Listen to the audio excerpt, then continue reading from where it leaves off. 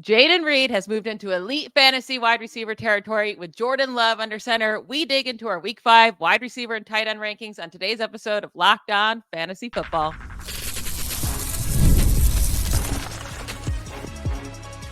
You are Locked On Fantasy, your daily NFL fantasy podcast. Part of the Locked On Podcast Network, your team every day.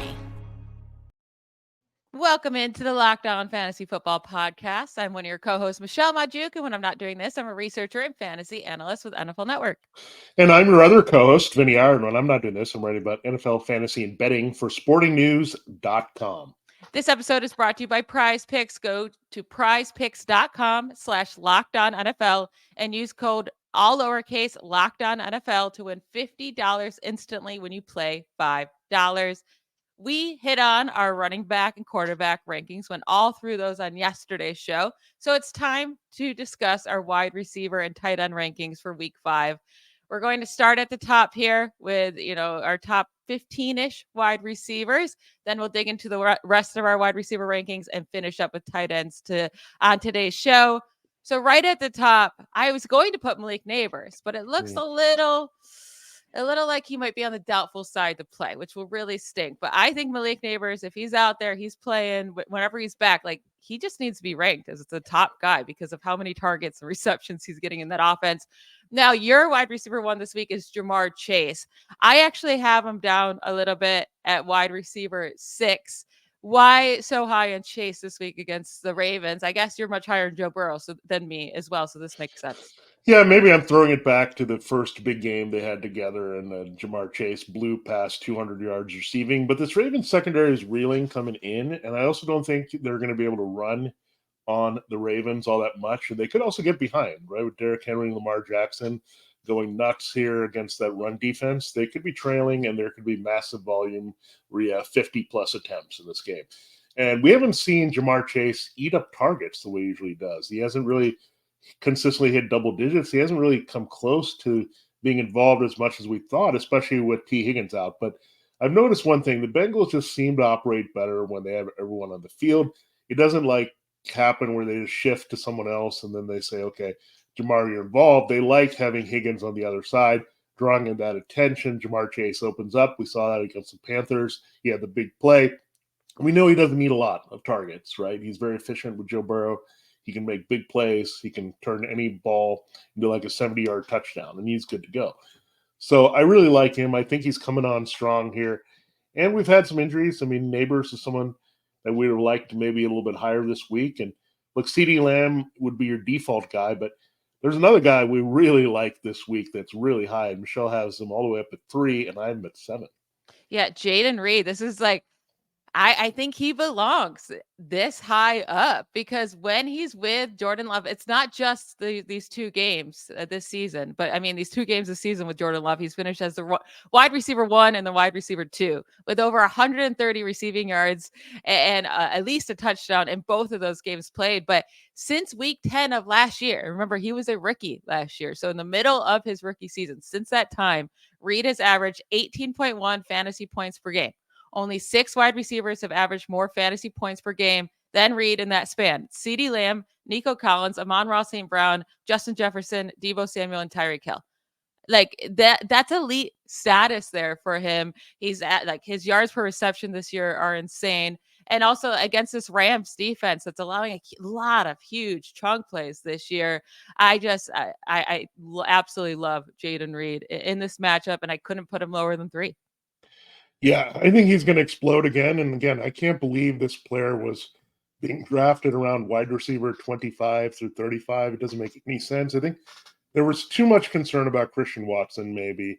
And I know Watson is the guy that flashed once with Aaron Rodgers scoring a lot of touchdowns, but Watson can't stay healthy. He's tried so many ways to stay healthy. You have Dontavian Wicks and Romeo Doubs as well here in the mix, but Jayden Reed is clearly the alpha in this offense. And it also helps that the running game is not as explosive as they thought with Josh Jacobs because Reed is good at running. And they can get him involved that way. And you got to credit Matt LaFleur. He's getting him involved again. I've said he's very much like Deebo Samuel in the way that they can scheme him open quite a bit. Deebo, maybe younger version of Deebo, but that's great. We know how great that can be for fantasy. So Jayden Reed is locked in every week, and you play him ahead of basically everybody except a handful of guys, maybe CeeDee Lamb and Justin Jefferson, maybe not them even anymore the way he's producing. He is just absolutely killing it. He was a great draft pick this year.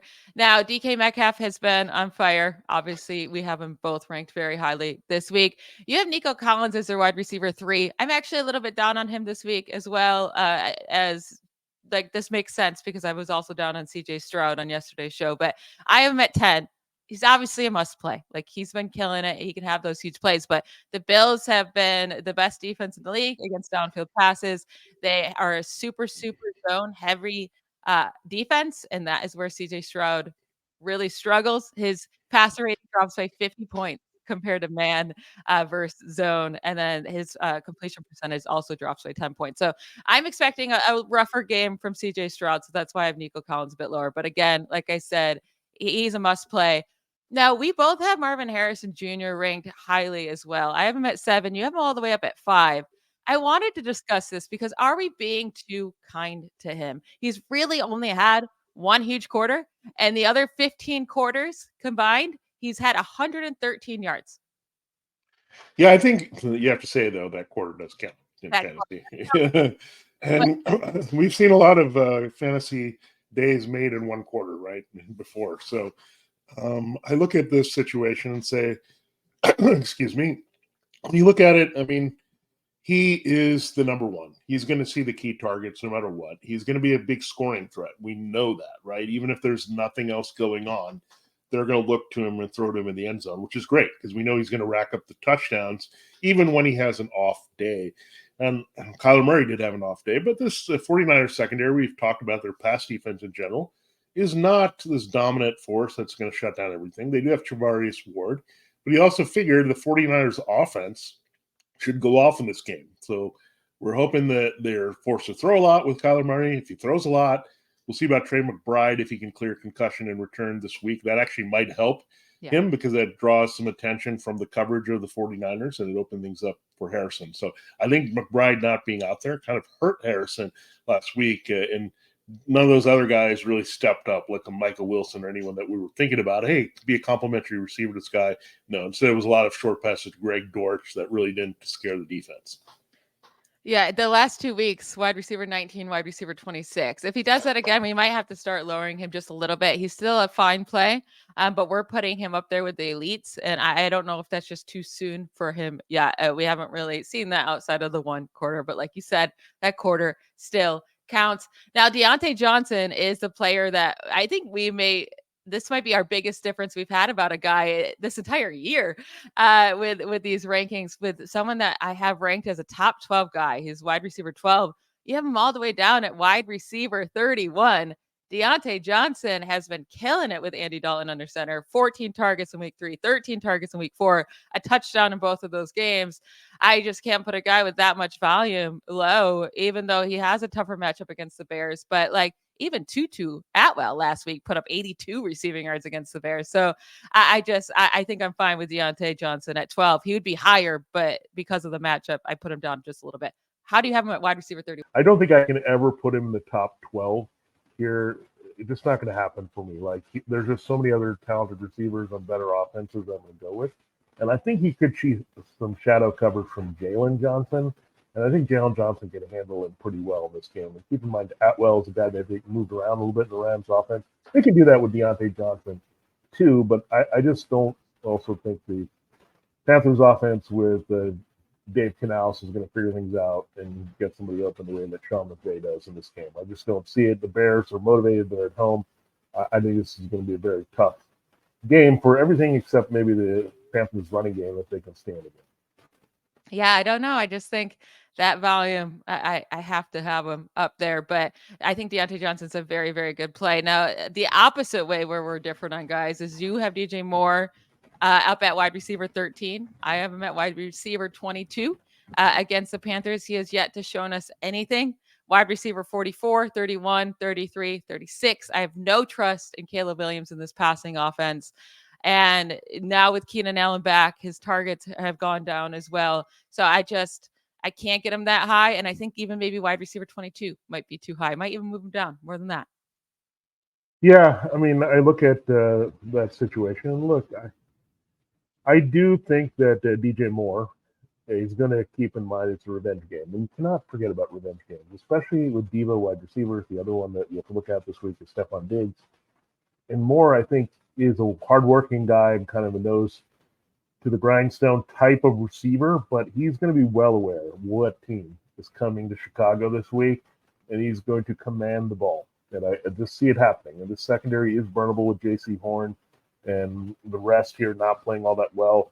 So, again, we're going to watch this game carefully, I guess, to see what Diontae Johnson and DJ Moore do. But, yeah, I think DJ Moore finally goes off. It's one of those games we saw against the Commanders last year. He's going to say, keep feeding me, keep feeding me, keep feeding me, until he can show the Panthers, hey, you should have got rid of me for the Bryce Young trade. Keep that in mind. Like, I should still be there. So I don't want to discount that DJ Moore is going to play with the chip on the shoulder, and that's going to be important with his production this week. And the Panthers have been allowing receiving touchdowns galore. It's a good matchup, too. So just like galore. So, I mean, but at the same time, we've seen great. They just played the Rams last week and couldn't do anything. So I don't know. I don't know what to do with this Bears offense. That's why I have him a bit lower. He's startable, but I'm not going to have my hopes up if he's in my lineup. We're going to get into some of the deeper wide receiver rankings, go through the rest of those before we hit on tight ends after a short break. This episode of Locked On Fantasy Football is brought to you by the Game Time app. Buying tickets to your favorite event shouldn't be stressful. Game Time is the fast and easy way to buy tickets for all the sports, music, comedy, and theater near you. With killer deals on last-minute tickets and their best price guarantee, you can stop stressing over the tickets and start getting hyped for the fun you'll have. I've used this app 1 gazillion times anytime I'm looking to go to any really entertainment out there. I use this app because it's so easy to use, and you get images of your seat before you buy, so you know exactly what to expect when you arrive. It literally takes less than 30 seconds to buy your tickets. 2 taps and you're set, and then tickets are sent directly to your phone, so you never have to dig through your email or go looking for them. It's super, super easy. You get to take the guessing work out of buying tickets with Game Time. All you have to do is download the Game Time app, create an account, and use code LOCKEDONNFL for $20 off your first purchase. Terms to apply. Again, that's code LOCKEDONNFL, LOCKEDON NFL for $20 off. Download Game Time today. What time is it? Game time. All right, Vinny, what are we doing with Amari Cooper? I don't know. I don't know what to tell listeners. I get it. You might have him rostered because I was all up on him and loved him at draft value this year. He's getting all the targets. I mean, 9, 8, 12, 8 targets. You would think that's fantastic.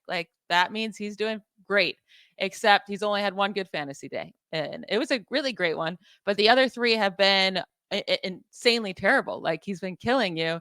I still have him ranked at 16. You have him at 21 because of the matchup, right? He gets the Commanders. So it was too hard to go away from him because it's wow, it's such a great matchup against the Commanders. But can the Browns please just bench Deshaun Watson? That's all I want. Well, maybe it will happen because this Commanders pass rush got going last week and had 4 sacks. So maybe they'll rough him up a little bit. He'll come out of the game or realize I don't want to be out here.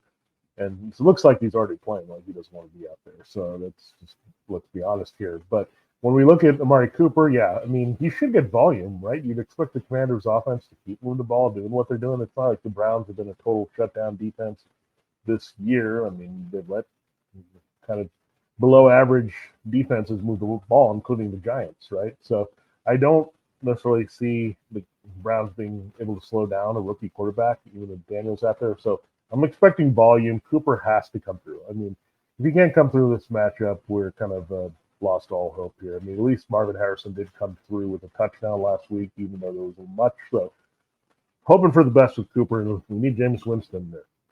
We really, really do. Or maybe Amari Cooper gets traded to a different team and it can save our fantasy value there. But he has to ball out this week. But maybe he's a little audition for another team to come get him right now, right?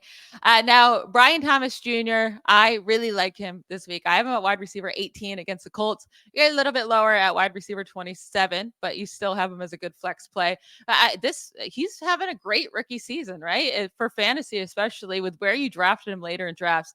through the first 4 weeks, he's finished as a wide receiver 18, 27, 48. So down week there. And then wide receiver 7 last week. It's really nice. His targets have been up the last 2 weeks, 9 targets in each of the last 2 games after only 4 the first 2 games. And he's getting the end zone targets, right? Yeah. Which is what we wanted him to get. We wanted him to get that Calvin Ridley role. He's in that role. He's also playing the deep role, the deep wide receiver role. That's where the Colts are getting destroyed this year. I mean, the Rome Odunze, Nico Collins, George Pickens all had huge games against him. So did Stephon Diggs with his 2 touchdowns. But like Odunze, Collins, and Pickens, what are they? They're the deep receiving guys, especially like Odunze and Pickens there. So that's the type of role I think Brian Thomas Jr. will play in this game. And that's exactly where players have been destroying the Colts. So I really, really like him this week. He's a guy that I won't be surprised if he finishes top 10, but I couldn't get him above 18 just because of the other guys ahead of him. Yeah, and part of it, I just don't like the front end of this with Trevor Lawrence. I don't completely trust him, even in a good matchup against the Colts. And the other thing I'm worried about here is that Evan Engram is returning, and it's a good matchup for him at tight end. So you could see a lot of targets in the middle of the field, especially with Christian Kirk maybe having a tough matchup. I do like Brian Thomas a lot more than Christian Kirk. If you're playing one Jaguars wide receiver, he's playing one Panthers wide receiver. It's still Diontae Johnson, no matter what I said earlier. But when you're looking at Thomas, I like him better than Kirk because the outside factor you just mentioned, they're tougher in the slot, actually. But they're easier on tight ends, easier in downfield targets in the opposite coverage. So I do love Brian Thomas this week. And if he keeps bumping up, he is a guy, unlike Johnson, that Panthers receiver, that I could see at one point putting as a wide receiver 1 in the top 12. Now, on the other side of that game, that against the Colts, right? Michael Pittman Jr. finally has a good game, 113 yards. Still hasn't found the end zone this year. That's been an issue with him his entire career. Right. But it's a nice matchup against the Jaguars defense, right? That are giving up a ton of points to wide receivers this year. Same thing with Josh Downs. I like him this week. But are you going back to the Michael Pittman route, especially if Anthony Richardson is playing, right? Like if Joe Flacco plays, I feel like we're going to be higher on Pittman and Downs. But what about if Anthony Richardson is out there playing? Do you feel good about going back and trying to chase those points from last week?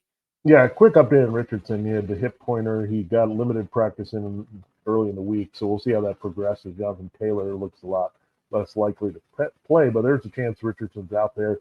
And when you look at this matchup, I think it's just too good. I mean, the secondary of the Jaguars has had a lot of issues this year, and I think Pittman, they can actually stretch the field sometimes with Pittman. They just don't do it as much. That's the thing that Anthony Richardson has to kind of pivot, like use the smaller passes that are there for you, right? Pittman is a guy that can get open. Josh Downs is quick in the open field.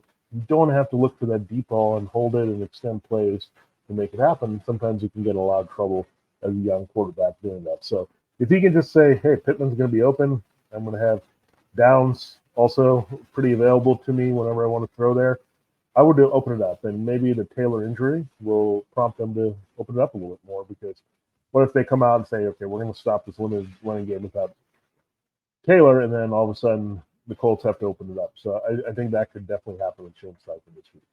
Yeah, I like playing both. You know, obviously with Flacco, I'll be much more excited if he's out there for these two guys. But I do think both are playable, even with Anthony Richardson. Right now, I have Pittman at 20, Downs at 34. If Richardson plays, I might move down Pittman a bit. You also have Pittman as a good wide receiver to play lower end at wide receiver 23. You're not as high on Josh Downs as I am. But what about, we got to talk about Xavier Worthy, because now that Rashee Rice is out, we got some good news. He might not be out for the year. We'll see what happens there. It looks like it might be just a bone bruise instead of an ACL tear. Huge, great news for Rashee Rice and that Chiefs offense. But while he is out and missing games, Xavier Worthy, do you think his role changes at all? Or he's still just that big play guy, and that's the only way you're going to get your fantasy points? Or could we see him get more targets? He still has yet to have more than 4 targets in a game this year. Yeah, I think one thing you'll see from him is using him more as that kind of hybrid player as well, because then you get the running game going a little bit. And Kareem Hunt can't handle everything here in this one game, and I think they want to experiment a little bit to how to get the ball into Worthy's hands a little bit more, because they won't have Rice for a while. So we know he can be very impactful doing that, right? We saw him score in week 1.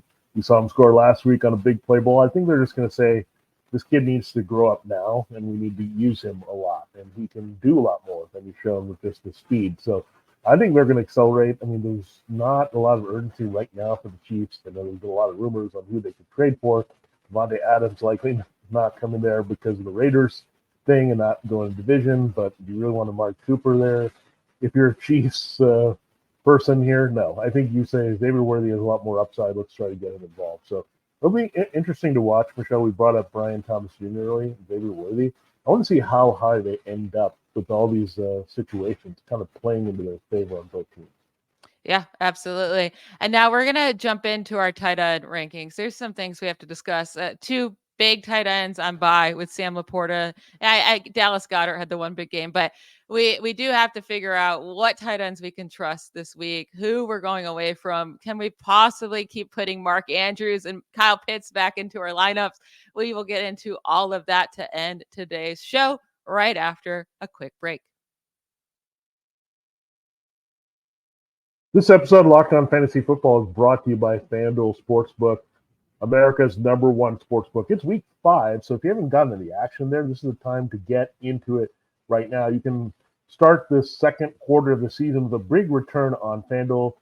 So when you get a hunch in the middle of the game, this is even great. You might have your wager on the game, but middle of the game, you can check out the latest stats, view live play-by-play, and so much more on the same page where you placed your bets. So you can track everything right there, one convenient spot, while getting in the action on FanDuel. You'll get started with $200 in bonus bets guaranteed when you place your first $5 bet.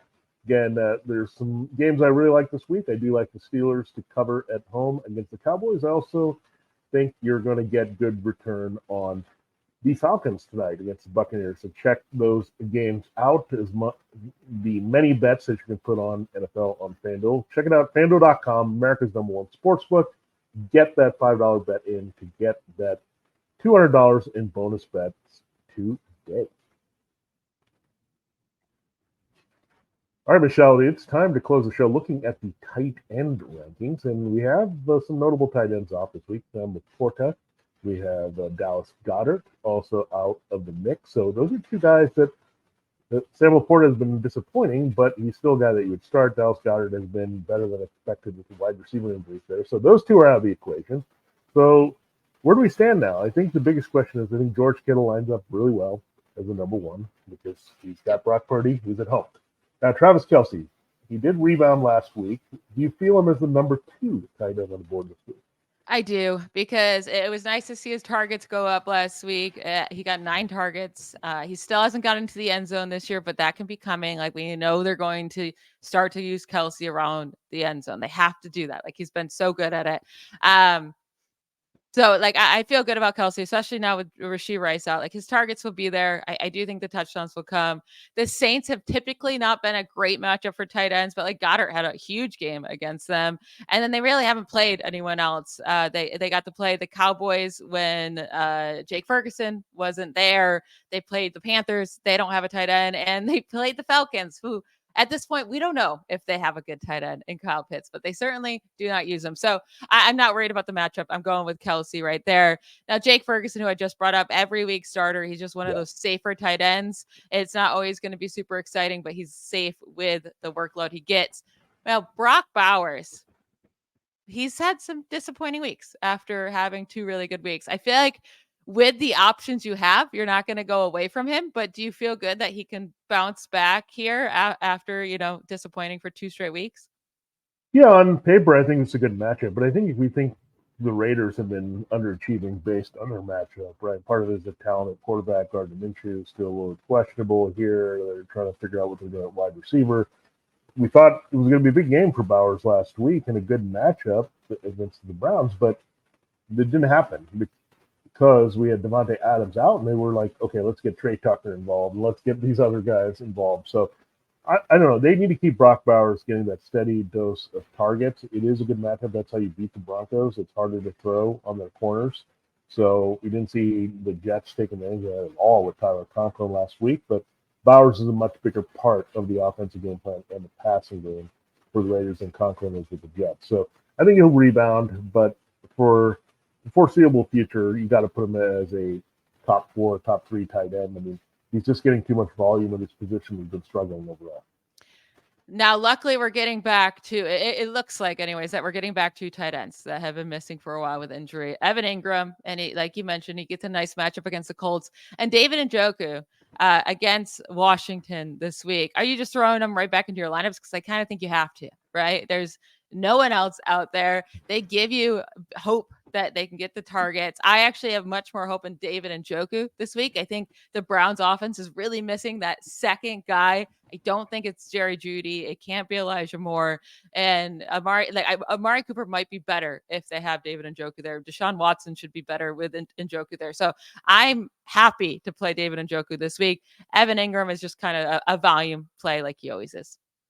Yeah, I'm not a big fan of David Njoku. I don't think I ever have been. Like, he creeps in, but it's never all that exciting, and it's like really hard to expect a touchdown out of him. Where Evan Engram, we know it's the same deal, but I think Engram is going to get more volume, and that gives you a separation here. So I also am not having as much interest in the Browns and their trajectory on offense. Well, the Jaguars gave us a glimmer of hope last week at Trevor Lawrence. We know Lawrence and Engram have a thing going, and that's a really good matchup. So again, I'm not into David Njoku too much this week. There's some people I like better than him. There's a lot of people I like better than him. But when I look at it, I mean, Cole Kmet has a great matchup. You look at Pat Freiermuth, I think he can stay hot this week as well. There's some guys that you just can trust that you may not have expected here that are going to be producing. So, again, this tight end landscape quickly changing, turning on its head again from what it was even last year. Yeah, I think I'm going to have David Njoku pretty high this week. I might move him up actually as high as 6. You're going to see on like your apps that the Commanders have been like allowing no points to the tight end position. Might be scared off that, but they've played the Buccaneers, the Giants, the Bengals. They don't have a tight end, and then also the Cardinals without Trey McBride. So they have not faced any tight end this year. Besides, Kate Otten is probably the best tight end they face. So I'm not worried about the matchup. David Njoku played 36% of the snaps in week 1 prior to getting injured. Already had 4 receptions for 44 yards. Like, for a tight end, that's pretty fantastic. Can't really hope for much more than that. Now, Kyle Pitts and Mark Andrews, who do you trust more will bounce back? And are you throwing either of them into your lineup, or are you kind of just putting them on the bench for now until you see them do anything? Yeah, it's got to make you nervous because it's not just bust production. It is zero. Like, you cannot afford to take a 0 in your lineup. So I don't think you can go there with either one. I mean, there's something clearly going on. Andrews seems to be having a tiny bit of the yips and maybe just not connecting with Lamar Jackson and maybe just overthinking. And Isaiah Likely is involved, so that's always going to be a question mark. I don't know if you're seeing a changing of the guard there. I mean, Andrews is still getting targets, but when you're putting up 0s, you can't do anything. But Kyle Pitts, legitimate concern because he's not seeing a lot of targets. He only had 3 last week. Didn't catch any of them. Kirk Cousins is seeming to want to go to Darnell Mooney a lot more in downfield, in the middle of the field, playing off Drake London. So I think it's okay benching these guys, but where are you going to find players? Maybe David Njoku is one of those players that you would play because, again, he's coming back from injury and looking at that. I mean, throwing out some other names I have ahead, looking at Dalton Schultz, I think this week is a good pick, or Mike Gesicki even in that matchup, where we know the Ravens can give it up to the tight end in the middle of the field, and he could score. So these are some guys that I'm just confident are not going to get 0, where I cannot say that without a doubt that Pitts and Andrews are not going to put up 0s again, which is really sad to say, but it's true. Yeah, we both have Freiermuth and Dalton Schultz inside our top 10, and we both have Mark Andrews and Kyle Pitts outside our top 10. So we're saying we'd go that route. Another guy that you have inside your top 10 is Kate Otten. You love that man. I do have him at 16. I might move him up a bit. I do. He plays on Thursday night, by the way. So if you're considering, streaming him, you really need a tight end this week. Make sure to get him in before the game tonight. I do think he's a fine option, right? I don't think he has a high ceiling. He doesn't really score touchdowns, but at least, like you brought up, 6 for 52 and 7 for 47 that he got the last 2 weeks. You would be so happy if Kyle Pitts gave you that at this point, right? Or Mark Andrews. So if you're in a full PPR league, I do think Kate Otten is a really nice, not really nice, but is a viable option. But tight end 8, that's pretty high for you. Yeah, and it looks like our bar has also been lowered. Like when we're looking at top 12 tight end, can he sneak us into 8 to 10 points somehow, or 7 to 10 even? I'm happy if it's a standard league, right? So it's hard out there. I mean, these guys are not scoring in a bunch either, so you have to really rely on the targets and yards. And really hard to get that type of production without the threat of a score here. And Cade Otton, however, has been valuable in the red zone. Maybe he will score this week and maybe have a little less with the reception volume, but the matchup is good overall with his usage that it's been the last couple of weeks, playing off Mike Evans and Chris Godwin. So at least you have a shot with Otton. Again, you're trying to avoid 0, which is a really sad state here, but there's some guys that can give you 7 to 8 points, and sometimes you need that versus going high risk, high reward. Yeah, and I think that's how we feel about Freiermuth this week. We both have him as a top 10 He looked guy. good last week. And finally got back in the end zone, which is fantastic. I mean, he was getting involved, and Justin Fields throwing the ball to him well. I mean, that was Fields' best game so far. So if he keeps it up against the Cowboys, there's no Michael Parsons, there's no intimidating factor in the middle of the field there for Freiermuth, or they want to get the backs involved in the passing game. So, yeah, I remember we liked him a lot. Well, I don't know if we both liked him a lot before the season, but we knew that he was going to be on the field a lot as an integral part of their offense and what they wanted to do. And we know he was a good enough receiver to take advantage of those snaps. And that's what we're seeing now is Fields has got more comfortable throwing to him. Yeah, and also, like we brought up, Dalton Schultz also in our top 10. Yeah. The matchup is one thing, but with me, like I think CJ Stroud and Nico Collins are going to struggle to connect deep. They're going to have to throw shorter. I believe in this matchup against the zone, Schultz will be able to find some sweet spots there. So I think he can have a nice game. He's running a ton of routes. So I think he's a viable option as well. But we will hit more on Dalton Schultz tomorrow. Spoiler alert, we're going to go into our sleepers tomorrow, each position, and then also our DFS plays. So don't miss out on that episode. That is it for today's episode. Thank you to you all for making Locked On Fantasy Football your first listen every day. Every dayers. We'll talk to you tomorrow. Enjoy your night. Enjoy Thursday Night Football. Bye, y'all.